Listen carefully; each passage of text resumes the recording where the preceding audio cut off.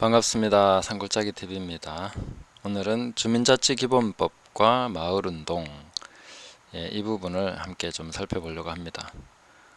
시골 목사의 성경적 생태 마을하고 이 현재 현존하고 있는 마을 운동들하고는 완전히 결이 다르고 완전 다른 겁니다. 그런데 제가 그 강의를 듣다 보니까 이거 큰일 났다 싶어서 이거 뭔가 좀 설명이 필요하구나 하는 생각이 들어서 이 부분을 좀 해명을 해드리고 올바른 방향 또 우리가 생각하고 가야 되는 그 길에 대해서 함께 살펴보도록 하겠습니다.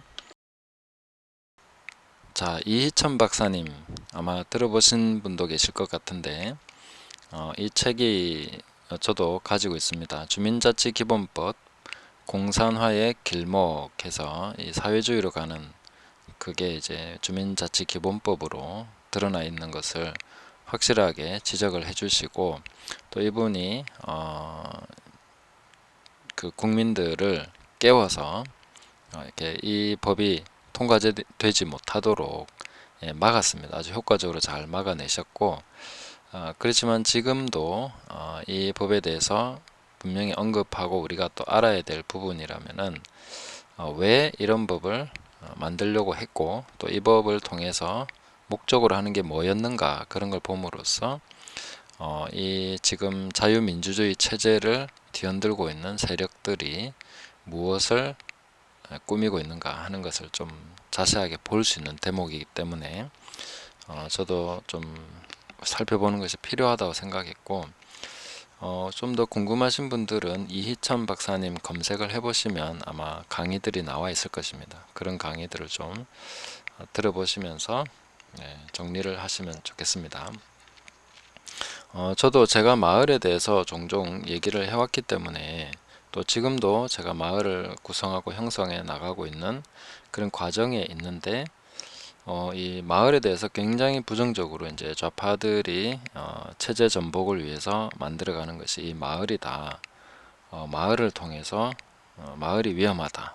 마을을 통해서 이렇게 국가를 뒤흔들려고 한다 하는 이런 부분을 이제 계속 말씀하시고 계시기 때문에 이거 문제가 좀 심각한데 이분 강의 듣고 나면 시골 목사를 뭘로 보겠냐 보니까 딱 그런 모습으로 볼 것 같더라고요. 그래서 조금 그런 것을 한번 살펴봐야 되겠다 싶습니다. 그래서 주민자치기본법에서 독소조항을 간단하게 한번 살펴보고 또 현존하는 마을 운동들이 어떻게 진행되어 왔는지 간단하게 살피고 그 다음에 성경적 생태 마을은 뭐가 다른가 그리고 우리는 앞으로 이 문제를 어떻게 해결하고 또 어떤 방향으로 나가는 것이 바람직한가 이런 문제들을 한번 얘기해 보겠습니다. 자, 독소조항은 제7조인데 주민의 자격에 있습니다. 누구를 주민으로 보느냐 왜냐하면 주민자치이기 때문에 어떤 사람들이 그 주체가 되느냐에 따라서 성격이 달라지겠죠. 제일 첫 번째는 뭐 이렇게 재외동포의 출입 그 1항에 있어서 첫 번째는 뭐 당연히 주민등록상 그 주소지가 돼 있는 국민이죠. 그 다음 두 번째부터 이제 재외동포에 관한 법이 나오는데 거기 보면 출입국과 법적 지위에 관한 법률 제6조 1항에 따라서 지방자치단체 국내 거소 신고인 명부에 올라 있는 사람 그러니까 그 재외 동포라는 거는 이제 조금 이따 살펴보겠지만 현재 그 우리나라 완전히 국민이 아니라도 가능한 그런 사람인 거죠. 그런 사람들도 이제 지방자치, 주민자치에 동참할 수 있는 일원이 될 수 있도록 그렇게 돼 있고 그 다음에 출입국 관리법 제10조에 따라서 영주의 체류 자격 취득일 후 3년이 경과한 외국인으로서 같은 법 제34조에 따라 해당 지방자치단체의 외국인 등록 대장에 올라 있는 사람. 근데 이렇게 법을 조항을 이렇게 따라서 뭐 이렇게 한다면 법을 잘 지키는 것 같죠. 그게 좀 착각입니다. 이런 거 잘 살펴봐야 됩니다. 이 법 조항이 뭔지 또 이런 법을 인용해서 이렇게 활용하면서 뭘 의도하고 있는지 이런 걸 잘 봐야 됩니다. 그래서 몇 조 몇 항에 따라 합니다 이런다고 해서 다 법을 잘 지키는 그런 거라고. 자, 재외동포가 뭔가에 대해서 제가 한번 찾아보니까 재외동포 또는 한국계 동포는 외국에서 정착하여 살고 있거나 체류하고 있는 한국인 또는 한민족 자계를 뜻한다. 재외동포와 관련된 자료로서 대한민국 외교부에 따르면 이제 대부분 한 700만 명 정도 추산하고 80% 정도가 중국, 미국, 일본에 거주하고 있는데 중국에 한 2,500만이 거주하고 있다는 거죠. 굉장히 많죠. 조선족과 또 그 외에 이제 조금 더 있는 분들. 그래서 대부분 그 이 지방자치, 이 주민자치 기본법은 아마 조선족을 염두에 두고 만들었거나 그렇게 목표로 하고 있다 하는 것으로 보입니다. 그들을 활용해서 뭔가를 하려고 하는 것이죠.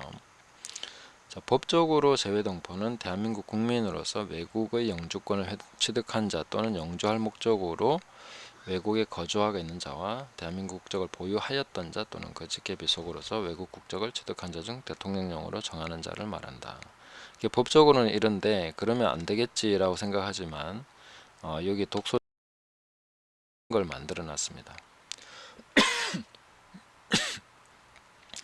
지방조례로서 별도 절차를 통해 주민자치회의 주민자격 취득을 가능하게 만들어 놨습니다. 그래서 주민자치회의 주민자격이 된다는 거죠. 그러니까 그 거주지에 살지 않아도 주민자치회의 자격을 취득해서 활동을 할 수 있도록 그 활동가들의 활동 폭을 굉장히 넓혀 놓은 것이죠. 자, 첫 번째 보시면 해당 행정구역 내에 주소지를 가진 기관이나 사업체에 근무하는 사람. 그러니까 그 주소지 안에 있는 기관, 사업체 거기에 근무하는 사람이면 주민자치회에 주민자격을 갖게 된다는 거죠. 그럼 거기에 그 외국인이나 뭐 다른 사람이 있더라도 가능한지 그거는 이제 조례에 따라서 차이가 있을 수 있겠지만 어쨌든 사업체 안에 있는 사람도 가능하고 기관에 있는 사람도 가능하고 또 이번에 보면 그 해당 행정구역 내에 주소지를 가진 초중등 교육법 제2조 2호에 제5호까지 학교 및 고등교육법 제2조 각 호의 학교에 소속된 학생과 교직원. 자, 그리고 이런 내용들을 보면 이제 2조 각 호 5호까지 보면 초등학교, 초등국민학교, 중학교, 고등국민학교, 고등학교, 고등기술학교, 특수학교까지 포함됩니다. 그 제6호까지 있는데 각종 학교는 제외된 것 같습니다. 아마 대한학교를 뺀 것이겠죠. 대한학교는 기독교 학교들도 많고 하기 때문에 아마 제외한 것이 아닐까 그런 좀 의구심을 갖게 하는 대목입니다. 그리고 교회나 어떤 다른 기관들은 포함이 안 되는 거죠. 그런 것들이 있습니다. 그래서 이 부분이 이제 독소 조항인데 이렇게 보면 이제 여기 해당 행정구역 내에 이제 학교의 교사들 전교조를 염두에 둔 것이 아닌가 생각할 수 있겠죠. 그리고 그런 해당하는 교직원들까지 전부 다 학생과 교직원까지 다 포함이 된다는 거죠. 이게 학생 같은 경우는 나이가 상당히 어린 학생들도 여기에 주민자치회 주민자격을 가질 수 있도록 심지어 8살부터 가능하도록 되어 있는 초등학생부터요. 그런 것이 있기 때문에 판단력이 흐린 아직 그런 아이들이 여기에 참여해서 정치적 중요한 결정들을 할 수 있게 하는 그래서 전교조의 영향력을 극대화시키는 이런 식으로 지금 돼 있는 것이죠. 이거는 이제 뭐 기관이라고 하면 또 뭐 민노총이나 그들이 원하는 사람들을 언제든지 여기에 파견해서 주민자치회를 좌지우지할 수 있는 그런 가능성이 충분히 존재하고 있는 것이죠. 굉장히 위험한 그런 법이라고 볼 수가 있습니다. 의도대로 가게 되는 거죠. 자, 그럼 이게 이제 역사적으로 어떻게 진행됐는가 하는 거 보면 성미산 마을학교와 마을운동 확산이라고 제목이 정해져 있는데, 성미산 마을에서 시작됐습니다. 저도 이 책을 받고 또 참고로 했었는데 잠깐 한번 보겠습니다. 마을 공동체, 경제 공동체, 교육 공동체, 그런 것들을 이제 실험하면서 결합해 나가는 그런 식으로 되는데, 마포구, 서울시 마포구 성미산 마을에서 이제 전국으로 확산돼 가는 그런 추세였습니다. 지금도 뭐 많이 확산돼 가고 있죠. 제일 처음 시초는 1994년 성미산 마을에 일부 부모들이 공동육아를 위해서 어린이집을 운영하는 데서 시작이 됐습니다. 그러니까 아주 자연스럽게 시작이 됐고, 또 그런 흐름들이 생겨났는데, 거기서 이제 공동 교육, 공동 소비, 공동 생산, 뭐 공동 문화 행사, 그 다음에 건축도 그렇게 하면서 아주 그 건축 분야에서도 굉장히 그 센세이션을 일으킨 그런 내용들이 있죠. 자, 그래서 그런 가운데 이제 2011년도에 박원순 서울시장이 등장합니다. 그래서 박원순 서울시장은 이런 분야에 엄청 관심이 많았고, 이것을 이제 확산시킬 계획을 가지고 서울시 마을공동체 종합지원센터를 설립하고 경기도로 계속해서 이것이 이제 파급돼 나가는 그런 모습이 이어졌죠. 그리고 2012년 12월 1일에 그 이명박 정부 좀 후기에 이제 협동조합 기본법이 통과됩니다. 물론 내용은 다 잘하려고 하는 것이죠. 그런데 이런 것이 이제 통과가 되면서 이렇게 좌파들이 엄청 환호하는 그런 일이 일어난 것이죠. 정말 공식적으로 이제 지원받으면서 그런 일들을 할 수 있게 된 거죠. 그래서 서울시는 1년 만에 1000여 개 조합 설립했고, 10년 안에 8000개로 확대하겠다, 뭐 이렇게 이제 방침을 세웠습니다. 그렇게 지금도 많이 확산돼가는 중이고, 그렇습니다. 그래서 어떻게 볼 것인가?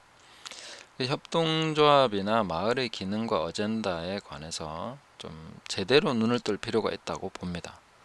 우리가 좌파들이 했기 때문에 무조건 나쁜 거고, 그거는 하면 안 되는 거, 이렇게만 생각해 버리면 왜 이런 운동이 호응을 받고 있고, 또 이것이 중요한 앞으로의 어젠다가 될 것이라는 것에 대해서 완전히 눈을 감게 되는 것이죠. 그러면 이제 마을 운동하는 저 같은 사람은 똑같은 부류로 취급을 받게 되겠죠.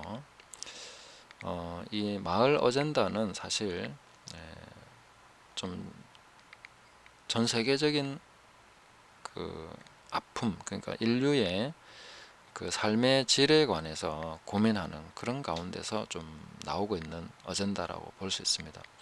물론 거기에 하시는 분들은 거의 다 이렇게 좌쪽 성향이라고 볼 수 있습니다. 뭐 유럽이나 미국이나 할 것 없이 마을, 뭐 공동체 이렇게 하면 거의 다가 좌쪽이시더라고요. 그래서 참 저도 이게 참 답답한 현실이라고 생각하는데, 영적으로 보면 그렇습니다. 중요한 하나님의 일이 일어나기 전에 마귀는 그쪽에 엄청난 분탕질을 칩니다. 모세가 태어나기 전에 마귀는 어떻게 역사합니까? 그 이스라엘의 남자 아기가 태어나면 전부 다 나일강에 던지도록 하는 거죠. 그래서 모세가 이제 태어나지 못하게 집어 던지는 거죠. 저는 사실 마을이 굉장히 중요하다고 생각하는데, 지금 현재 그런 일이 일어나고 있는 게 아닌가. 진짜 마을이 제대로 된 마을이 나오기 전에 엄청나게 마을에 대한 부정적 그런 인식들이 파다하게 됨으로써 진정한 마을이 탄생하는 것을 막고 있는 것이 아닌가 싶고, 예수님이 탄생했던 그 시기도 마찬가지죠. 베들레헴 지경과 그 모든 지경의 2살 아래로 다 죽이는 이런 일들이 일어났는데, 지금 좀 마을에 대한 어떻게 보면 대학살이라 해야 되나요? 이제 마을의 맞자도 끊이지 못하도록 뭐 이런 일이 일어나는 게 아닌가 싶고, 물론 그렇다고 해서 제가 이희천 박사님이 잘못했다 이렇게 말씀드리는 것은 아닙니다. 그래서 주민자치기본법을 막은 것은 매우 잘한 것이다. 막아야죠. 그렇게 나가면 안 되는 거기 때문에. 그래서 이 마을운동이라는 것은 법으로 또 혹은 그 제도로 만들어서 해야 될 것이 아니다. 정말 믿음의 사람들이 하나님의 말씀을 따라서 제대로 사는 것이 어떤 것인지에 대해서 고민하면서 세워나가야 되는 것이 마을인 거죠. 자, 이 법을, 주민자치기본법을 잘 이해함으로써 좌파들의 체제 전복, 적복이 아니고 전복 전략을 파헤칠 수 있는 것이 사실입니다. 아, 이런 식으로 하려고 하는구나. 그런데 이거 하나는 꼭 좀 봐야 되겠다 싶더라고요. 왜냐하면 동일한 오류, 국민을 둘러 쪼개는 그런 관점임을 부인할 수는 없는 것이죠. 그래서 뭐 이렇게 문재인 정부 있을 때에 국민을 계속 둘러 쪼개는, 네 편 내 편 가르는 이런 식으로 한 것에 대해서 많이 비판을 했지 않습니까? 근데 지금 이제 이해찬 박사님의 강의를 들으면서 동일한 오류를 범하고 계신다, 이런 생각이 들었습니다. 그래서 일단 잘못된 것은 잘못된 것이고, 그 사람들이 잘못하는 것에 대해서 우리는 분명히 지적을 하고 잘못하는 것은 막아야죠. 막은 것은 잘한 것입니다. 그러나 어떻게 하면 똑같은 우리가 올바른 길을 갈 수 있을 거냐, 그런 고민을 해야 되겠죠. 자, 그럼 어떻게 할 것인가? 인류가 공통으로 갖는 삶의 질에 대한 문제에 눈을 떠야 된다. 지금 그 산업화 이후로 사람들이 가지고 있는 그 소외, 건강, 또 참 좋은 먹거리에 대한 필요성, 또 여러 가지 그 심리적, 정신적 질병들, 또 가족의 붕괴와 여러 가지 이제 교육의 문제, 이런 것들이 엄청난 그 문제로서 떠오르고 있고, 국가가 발전하면서 많은 그 제도와 그런 그 법들을 만들어서 시도하고 있지만 해결되지 않는, 정말 약물에 의존해서 살아갈 수밖에 없는 사람들이 너무 많고, 정신적 문제가 절비하게 계속 일어나고 있는 상황들 속에서 우리는 마을이 그러면 어떤 답을 줄 수 있을 것인가, 그런 거에 대해서 좀 눈을 떠야 된다고 생각합니다. 그리고 좌파 성향, 포퓰리즘에 이끌리는 그런 사람들을 설득할 수 있는 이론과 올바른 모델을 만들어 가야 된다고 생각합니다. 자, 그들은 실패할 수밖에 없다. 올바른 길이 아니기 때문에.